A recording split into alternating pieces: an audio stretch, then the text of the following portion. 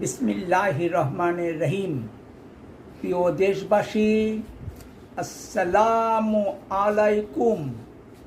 আমার দুলাভাই রাষ্ট্র ও সমাজচিন্তক আবুল কাশেম ফজলুল হক হৃদযন্ত্রের ক্রিয়া বন্ধ হয়ে ইন্তেকাল করেছেন। ইন্না লিল্লাহি ওয়া ইন্না ইলাইহি রাজিউন। গত রবিবার দুপুরে পরিবারের কয়েকজন সদস্য নিয়ে তিনি এক হোটেলে দুপুরের আহার করছিলেন।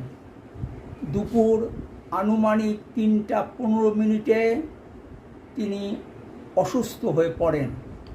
এ সময় ওনাকে হাসপাতালে নিয়ে যাওয়া হয়। সন্ধ্যা 6:30 কর্তব্যরত ডাক্তার ওনাকে মৃত ঘোষণা করেন।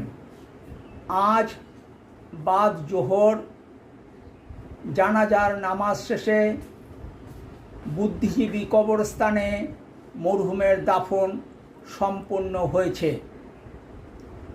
মরহুমের জন্ম বৃহত্তর ময়মনসিংহের কিশোরগঞ্জে।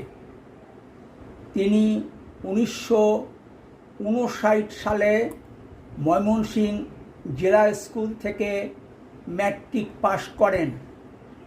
1961 সালে ঢাকা কলেজ থেকে ইন্টারমিডিয়েট পাশ করেন।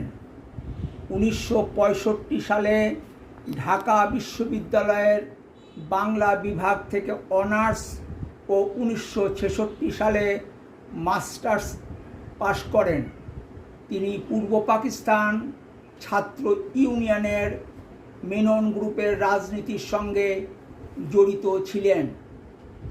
1971 সালের 16 ডিসেম্বরের বিজয়ের পর যেদিন ঢাকা বিশ্ববিদ্যালয় প্রথম খুলে, ওই দিন তিনি ঢাকা বিশ্ববিদ্যালয়ের বাংলা বিভাগের শিক্ষক হিসেবে যোগদান করেন। মৃত্যুর পূর্ব পর্যন্ত তিনি বাংলা একাডেমির সভাপতি ছিলেন। তিনি অসংখ্য বই লিখেছেন, লোকায়ত সাময়িকী প্রকাশ করতেন, পত্রিকায় লিখতেন এবং টক শোতে অংশগ্রহণ করতেন। মরহুমের সহধর্মিণী আমার ভগ্নী ফরিদা প্রধান ঢাকা বিশ্ববিদ্যালয়ের শিক্ষক।